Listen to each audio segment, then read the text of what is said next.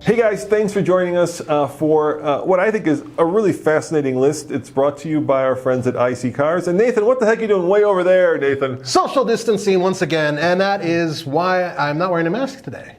Well, congratulations, Nathan. we are living the dream here. Indeed. So if you joined us last time, we did a list of the fastest selling new and used cars put together by IC Cars.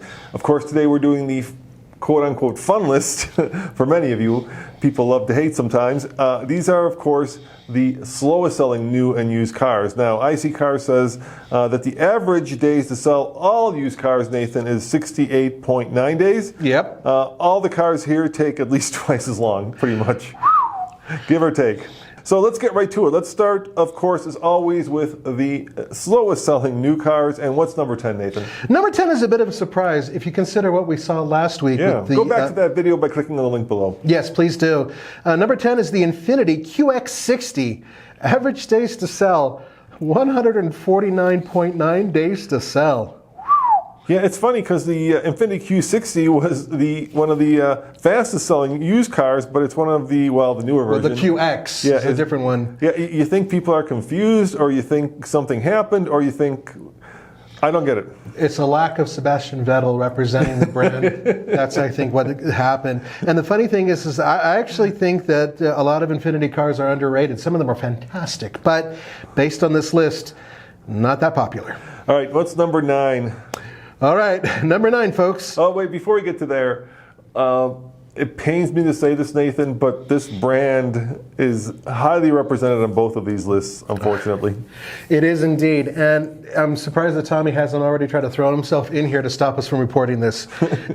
Number 9 is the Range Rover Velar. Average days to sell, 150.4. Whoa, you know, the Range Rover Velar is probably one of the most beautiful cars you could buy, right? It looks like a prototype that they managed to actually bring into production. Unfortunately, as with many prototypes, they probably look better than they actually work as real cars. And I think that's a problem with the Velar, right? It's not, you know, sometimes I like to say it's the right car at the right time, with the right size, with the right power plant. The Velar seems to be none of that. Yeah, and there's also an issue about the perceived longevity. Let's face it, Range Rover does have a reputation for a lot of service visits. They do indeed, and that doesn't help. And you'll see them later on in some other lists. But let's continue with one that I've actually heard about this vehicle being an issue before, and that is the number 8, the Cadillac Escalade ESV. Wow. 151.1 days average to sell. And that is a little surprising because I thought a lot of limo companies would like to buy this thing. Yeah, so it's the long-ass Escalade. Yeah. Part of the reason could be because there is, of course, a new Escalade. So, you know, this is the old one because the new one isn't for sale yet. And, of course, you know, we do a lot of reporting on various brands. And, of course, part of that is recalls and problems, and Escalade has not been the most reliable of cars, at least not in its current, not the current version. We don't know about the new yet. Yeah, we don't know about the new one yet, and that is indeed true. There have been issues. Now, the next one is a little surprising to me. I thought it would be a little bit better. It's the Nissan Armada. That's number 7. Average days to sell, 151.2. Yeah, you know, that 3-row big-ass SUV segment is on fire right now. Yeah, exactly. Very popular. You know, I know that the Kia Telluride, which was on our bestseller, quickest seller list, and the Palisade are also 3-row. They're not as big, but nevertheless, those things are, you know, off the hook right now. So I'm a little surprised, like you are, that the Armada isn't doing better. It's also a truck. It's a truck. It's not a crossover. Yeah. And it's, you know, I think one of the issues with it is just a big, thirsty truck. I think there's just not enough awareness out there. And there's a lot of people out there who don't realize that this thing is also basically the Nissan Patrol, which is a serious off-road capable machine. Unfortunately, Nissan has never given this vehicle the tools it needs to be a serious contender off-road. And Nissan is not having a moment right now, Nathan. No, they're really not. They're all over this list, yeah. Including number 6, which is the Nissan Altima at 151.9 days to sell. Yeah, and that's another one. Maybe it's a victim of the fact that people aren't buying sedans, or maybe it's a victim of the fact that it's got I don't know. It's a Nissan always used to represent kind of affordable Japanese engineering. Yeah. But recently, they've had their issues, and the affordability has been there, but the quality maybe hasn't been there as it used to be. And I'm once again basing that on some of the reporting we're doing. Yeah, indeed. And then on top of that, they do have a brand new Sentra, which honestly is about the same size, and I think is a better car. This is personally speaking. But the Ultima, it's a perfectly adequate car for regular commuters. It's kind of a shame to see it on this list. But this next one doesn't surprise me because it's being discontinued. Yeah, and it's your father's Chevrolet. It really is. And number 5, it's the Chevrolet Impala at 153.1 days to sell. Yeah, big-ass American sedans are not, once again, in vogue right now. So it's not just the Impala, it's also the Chrysler 300, the Toyota Avalon. These things are just not flying off the shelves. No, sedans right now are just not being loved. And it's interesting because some automakers are throwing them away completely. Ford, General Motors, and FCA are almost completely done with four-door sedans. It's the Koreans and the Japanese and the Europeans who are keeping it going so far.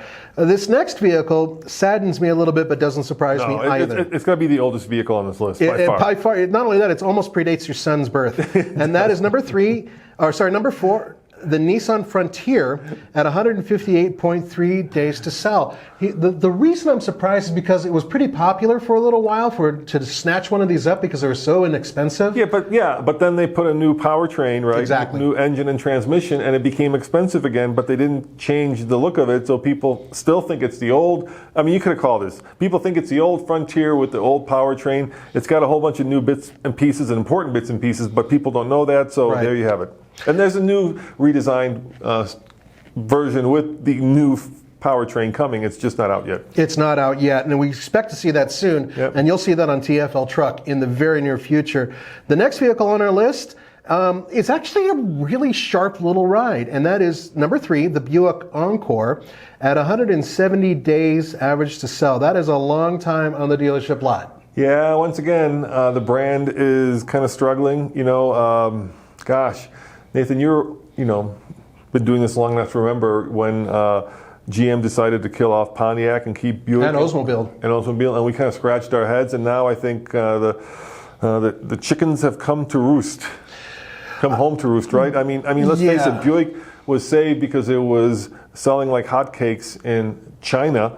It was never that popular here, and now Buick is floundering because, you have a brand that was based on selling rebadged Opals, and GM no longer owns Opals, so now you have the Encore, which is kind of this lost child in the Buick brand, which is a lost brand in the whole GM empire. Well, it is, but they are doing a few things. First of all, you're going to see a lot of Buicks in the future have a lot of Korean underpinnings, including the Encore, new engines, including a 3-cylinder turbo.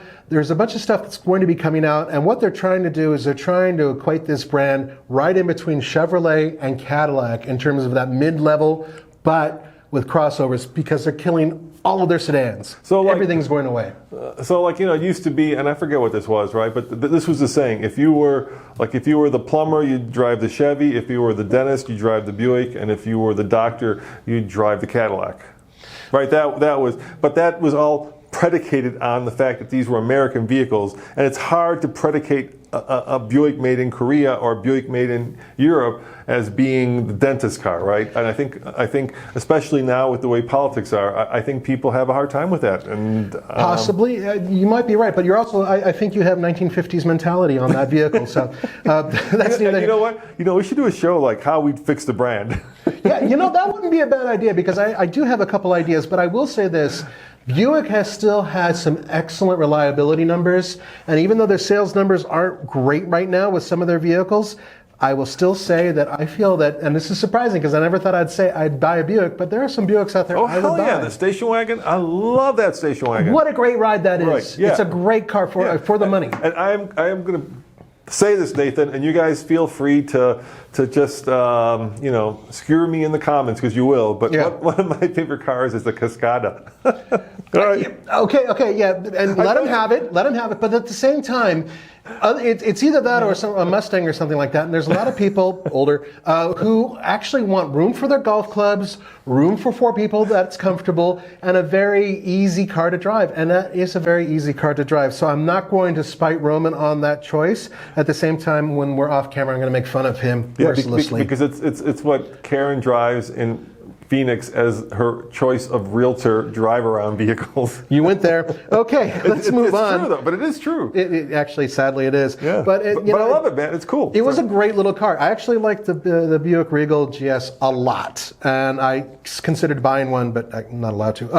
The next vehicle on our list is the one right behind me. You got a 2 for 1. Yeah, you got 2 brands that are 2 and 1.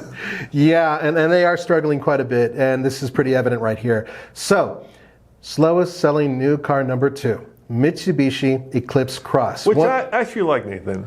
I actually don't mind this vehicle too much. It did really well on our Gold Mine Hill course. It does really well off-road. It actually has like a fake, I think, locking diff, which works.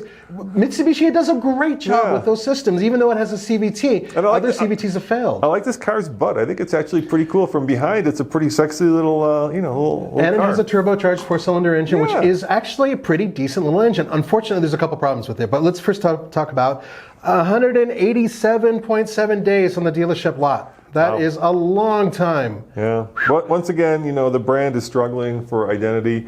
Once upon a time, Mitsubishi built some of the coolest and fastest and most sought after both off-roaders and on-roaders. I'm talking about the Evo. I'm talking about, Montero. Yeah, I'm talking about their whole Dakar lineup.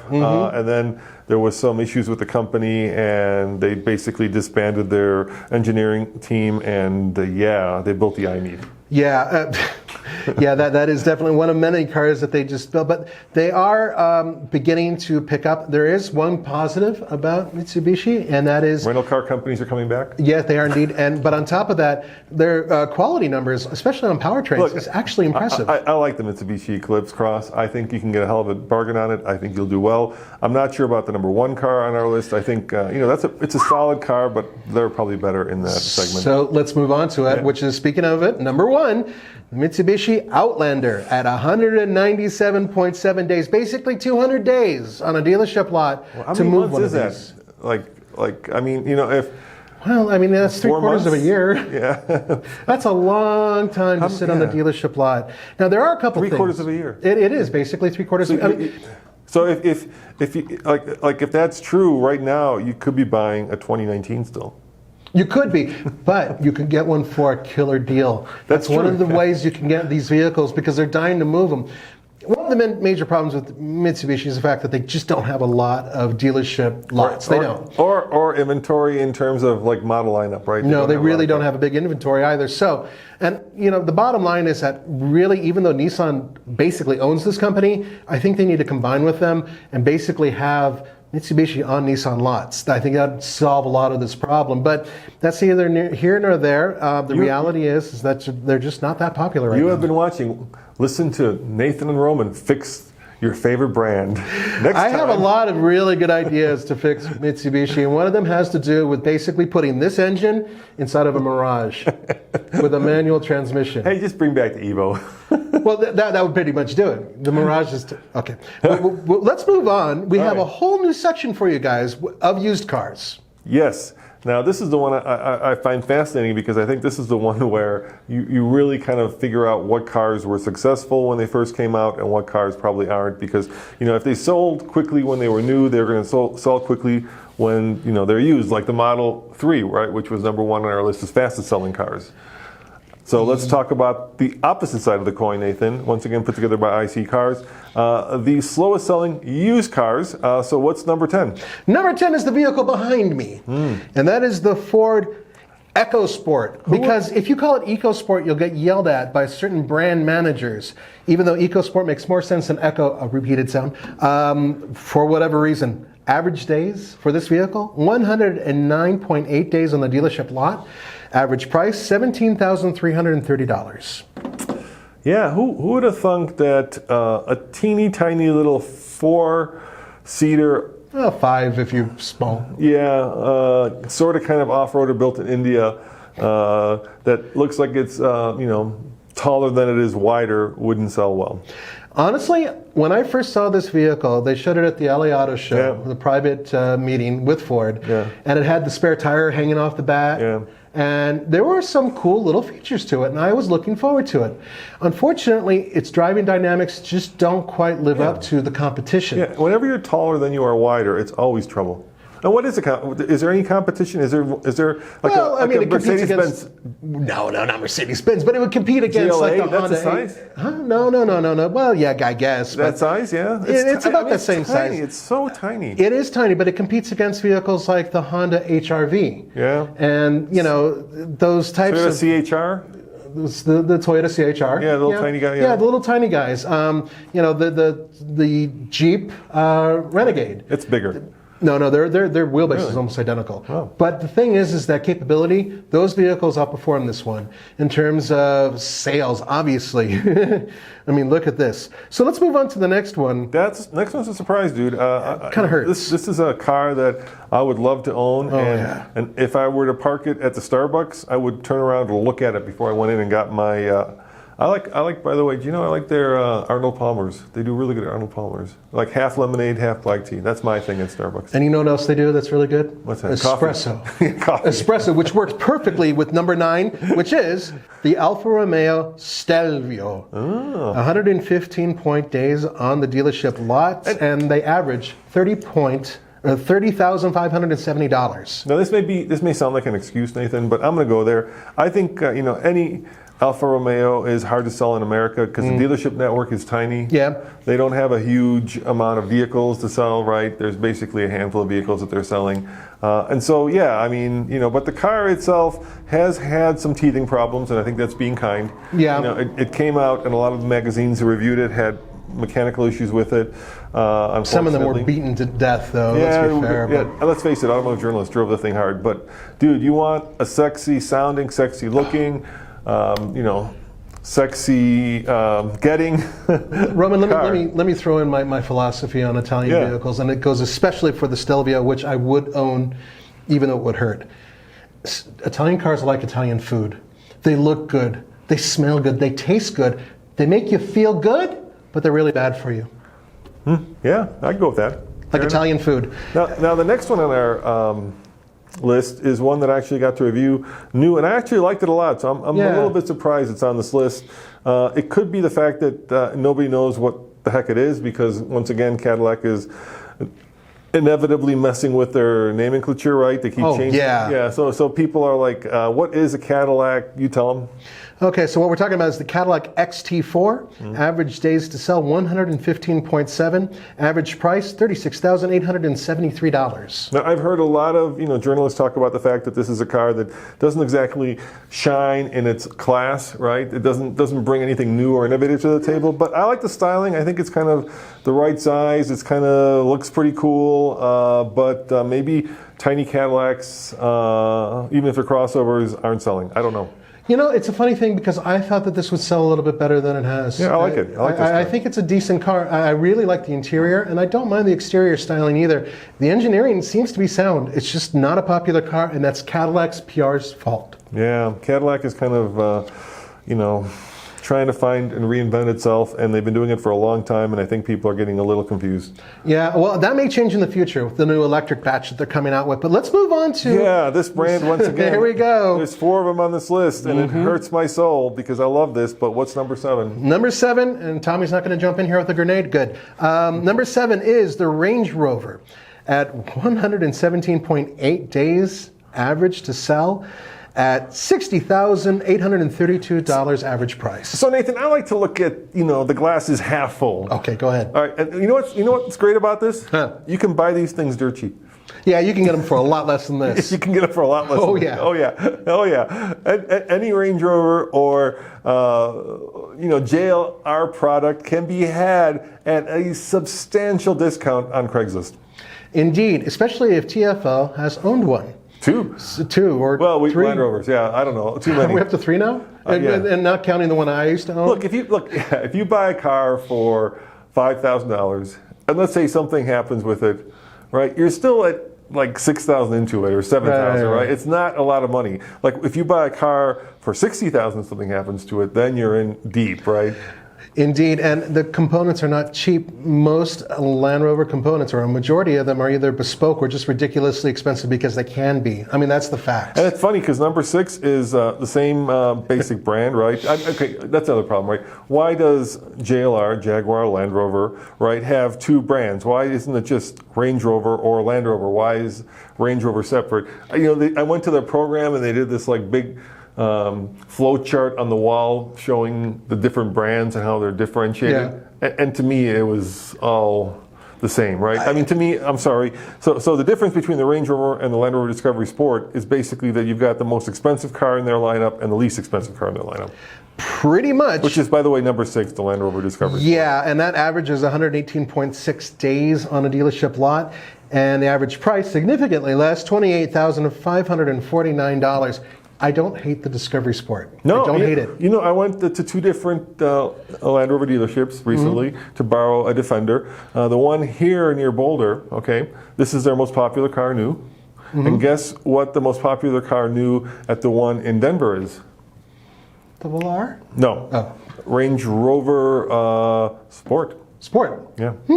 Yeah, it's funny. So it depends where the dealership is. Right, right. And that may have something to do with the affluent community who's willing to spend that extra money on service. The thing is that these vehicles, unfortunately, just the reputation isn't great, but we've driven so many of them, and you got to admit, many of them drive amazing, both on-road and off-road. Yeah, but once the warranty goes...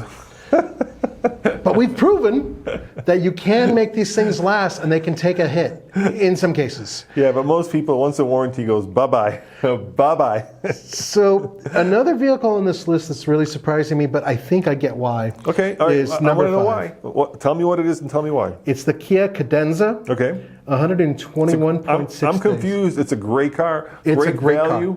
Car. But I'll get to The that. Lexus at half the price? Pretty much. $20,252 So I'm average baffled, sale dude. price. Why isn't it selling? Because nobody knows what the hell it is. Nobody knows what this car is. They don't advertise this car. They don't show this car. I've never seen an American billboard with this car. It hasn't been in any magazines I've read, including the naughty ones. It's nowhere.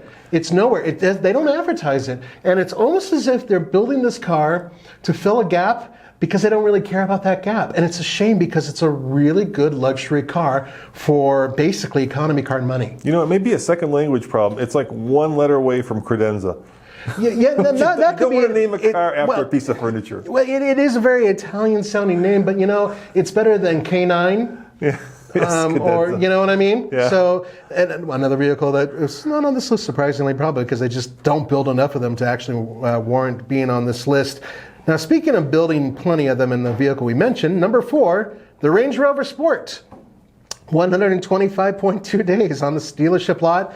Average price, $48,583 for a used Range Rover Sport. Dude, you can pick up a Range Rover Sport for under $20K all day long. Yeah, I bet you could. All day long. That price has got to be some dealership dreaming. Yeah, and if you you know, I mean, I'm sure this is like, I don't know how old these things are, right? This is you know, we don't know that number, so this could be a 3-year-old one out of warranty, right? But you look at a 10-year-old Range Rover Sport, that's a $10,000 car here in Denver. Yeah. If the person is anywhere connected to reality, because sometimes I'll go on, you know, Craigslist and I'll see them for like $25,000, and I'm like, your phone ain't gonna be ringing, dude. Or yeah, you almost want to call them and go, you really need to change your price. Yeah, well, I'm not even interested in your car, but you need to change your price. Craig, can I make a suggestion? I spend too much time on your list. You should have comments. Really, you should have comments to bring. I know where to go, Nathan. Great. Oh my God, you'd spend all day on there. I would, yeah. Rover with all his different names. Like old man, it'd be like old man Roman. What the hell? He would be busting into my office, probably showing me this. Look at this. Look what these idiots want to say. Well, I'm going to write them back right now. Oh, I would, yeah. That would be fantastic. You know what? You should charge for that, Craigslist. You should basically have $1 a month or whatever. You'd make millions. Oh my God. I'd pay that. I would, Nathan. You would. I know. I would. Oh my God, that'd I'd be be pitching fantastic. people out on Craigslist. That's brilliant. Okay, so Craigslist, you heard it here first. Let's move move on to a vehicle that's a surprise to nobody. Number 3 on this list is the Maserati Levante. What? 181. A rebadged Chrysler? No, it's better than that. 181.2 days on the dealership lot. Average price Have you for seen these. the switchgear? Okay. You drove it in the rain. I did. I drove a few of these. $56,814. You know what I mean about the switchgear. The switchgear is almost all FCA, which isn't necessarily a bad thing. I actually have a long history with Maserati products. Do you know my dad actually had a Maserati Indy from 1970? No. Yeah. Long story short, actually, it was my first exotic car to ride in. But it had problems, which was you couldn't find parts for it. So now they have a Maserati that you can get parts for. What's the problem with that? No problem, I say. They're very fast, very fast. They sound fantastic. But honestly, for what that is, I'd rather get a Stelvio. I really would. I think a Stelvio is a better car. I think what happened was like Sergio, and this is me, of course, my opinion, so don't take this as gospel. My opinion, Sergio, who used to be the head of FCA, right? Yep. He tragically passed away recently. Tragically passed away, yeah. He felt that there were a number of brands under the FCA umbrella that were very valuable. I think he was right. Like Jeep, right? These are world brands. Yeah, Ram. Yeah, Ram, of course, because it's making other money. Alfa Romeo, because it's once again Ferrari, which they spun off. And I think Maserati, I think he saw an opportunity there to expand Maserati by taking the know-how, that's how he would put it, right? I would say probably something differently, from the FCA brands and using it to quickly build up the Maserati brand with a sedan, and then finally, of course, a crossover because they were popular. The problem is, I think they cut a lot of corners, right? What you didn't have that you had in the earlier Maseratis is that kind of Italian, je ne sais quoi, which is a French word, but you know what I mean? It's this passion for making things that are absolutely crazy, but beautiful and sexy and lustworthy. Instead, you got kind of this vehicle that was meant to sell and not meant to inspire. I think that it has potential, but I know exactly how to fix Maserati. How's that? Let's fix Maserati. Let's fix Maserati. Very simple. They almost did it, but they stopped. All right, what's that? Maserati needs to be the brand that builds an SUV Ferrari, an SUV or sedan version of a Ferrari. That's not a bad idea. No, I'm serious. With Ferrari components, put them in there, make your SUV, make your sedan, and that's it. That's what Maserati is. And they did that, right? They did take for a little while. They took some components, and they have some Ferrari stuff, but I'm talking about all together. Yeah. Just do it. Just freaking do it. And that would make it more Italian. That would give it more robusto sound, and at the same time, and I don't think it would hurt Ferrari because Ferrari sells every car they make, and so So what you're saying is take some of that Ferrari cachet and plant it into a Maserati. Why not? Keep it Italian, keep it proper, keep it brio. You know what I mean? Yeah, I think that would do well. I think it wouldn't hurt Ferrari, and it would certainly sell the bejesus out of a Maserati. I think so. I think it would help. Rebrand it, redo it, whatever. But anyway, and guys from FCA, or what are they? Stellantis. If you want to contact me and discuss this, you know my number. Okay. Number 2, the Range Rover Velar. Yep. No surprise, but it's also 188.1 days on the dealership lot. Holy cow. Beautiful car. Just beautiful. The wrong car at the wrong time at the wrong price. Yeah, the price. So the price used $51,429. Forget that. Yeah. Forget that. Yeah, not, when I first saw it, I almost fell off my chair. I thought it was so gorgeous. It is a good looking car. But look, let's fix Land Rover. Here we go. Let's fix them as well. Fixing Land Rover now. Right, let's do it. Here's how we fix Land Rover Range Rover. Guys, knock it off with the round cars. Okay? Just knock it off. Square. Right? Square. Make everything you do square, and I want it so square that you can cut yourself on it. I don't want to see a rounded edge. I don't want to see anything that is aerodynamic. I don't want to see anything that even resembles something that would look good going down, High Street in the UK or let's call it Rodeo Drive. Yeah, make it badass. Make it square and make it off-road worthy and make it like think here, the G-Wagon, perfect example, right? Yeah. The old G-Wagon and the new G-Wagon, they look identical. They're hard to tell apart. Yep. Right? I mean, you can kind of sort of tell. And the new G-Wagon, even the expensive one, has this horrible brush bar on the front of it. You know what I'm talking about? Oh, I do know about that. Yeah, they're hideous almost, right? Looks like it's got headgear and braces from the 80s. Yeah, exactly, right. Yeah. And it sells like crazy. Yep. Yeah, because it says, look at me, I am real, I'm not a poser, I am an off-road vehicle, and that's what people want. Especially Cardassians. And here's the thing about that. Yeah, but it is true. And I agree with you. And then on top of that, maybe okay, this is crazy. Sit down for this. Get solid front and rear axles and put them underneath. Solid front. Just cut out some of that high-tech stuff, which is what's been damaging you guys. The high-tech is what always seems to go wrong. Well, look, let's face it, air suspension will fail. It will? It will. I promise you, no matter who makes it, and especially when Land Rover makes it, it will. There's no air suspension in this world that will not, after 10 years, fail. Yeah, eventually a bladder's going to go. But coilovers? They don't fail. Solid, axles? They don't fail. And British know-how. Put your British back in there. British Bulldogs. Let's face it, Nathan. The Bulldog is not a good-looking animal. Yeah, but it's awesome at the same time. But it's awesome. There you go. You don't have to be pretty like a Velar, right? You just have to be purposeful. Like an angry guy. Yeah, and that is a Bulldog. It's yes. purposeful. It should be. It should be. What's number one? Bring back Britishness. This is why we're more doing Britishness. This one is, it's the Land Rover Discovery. 199.9 days on a dealership lot. This is a used vehicle. That's actually longer than the Mitsubishi Outlander. It is basically 200 days. And used price, $46,187. Yeah. I don't know which one it is. Is it 1, 2, 3, or 4? I'm pretty sure it's the newest one. Is it LR3, LR4, right? It depends where you live. Yeah. That's. I know, it's the newest one. Once again, It's not good looking. There is a good looking one. Actually, I don't mind them so much. I don't. You know what they lost? They lost a lot of that old quality, which is proper je ne sais quoi. The old quality of having those really cool panels on the corners of the roof where you can see through. The Fender has those now. Yeah, Safari windows. I think they were called. You know what else they lost? Stadium seating. Why?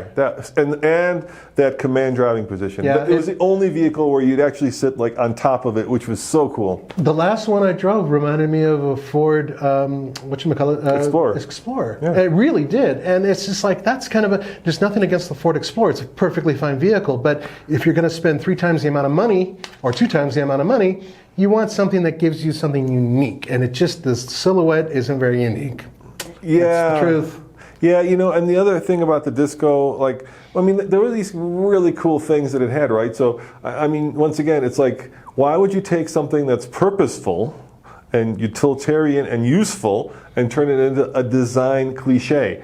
And I'm talking about that little line in the back where the window goes like this, right? It makes a little swoosh down. Yeah. And the reason for that was because you hung the spare tire because it's an off-roader and you need one. And when you're off-road, right? And you want it somewhere where you can get at it, not underneath where it could be pinned in by a rock, right? So it was there, and then they built the window around it. Right, exactly. But instead, they kept that stupid, and they got rid of the tire. It's like you got rid of the wrong thing, dude. You got rid of the wrong thing. Keep the tire, get rid of the little swish. Yeah, and you move the license plate over and everything else to make room for the swish and all that. It just doesn't make any sense. Somebody drew it and held it up to their boss, and somebody out there said, "Well, that really reminds me of the old one, but it's modern. Go with that." I'm sorry, they said it probably with, go with that. It's bloody nice, and it's not. I'm sorry, but for a vehicle that's perfectly good in the city, yeah, okay. Having said that. There are 3 brands whose sales are up right now, and JLR is one of them. So Volvo, JLR, and there's one more brand that actually is up in sales. It's not Subaru, which was surprising, but Volvo and JLR are 2 of the brands whose sales are currently up. So maybe we're wrong, Nathan. We could, we could be wrong, but take us with a big grain of salt. Well, based on what the numbers are from IC cars, we're not wrong. And more importantly, guys, you're not wrong, because you watched us go through this list, and I want to hear your perspective on what we just brought up.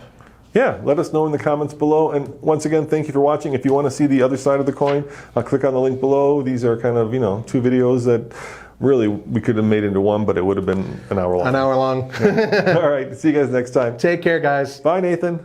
Bye, Roman.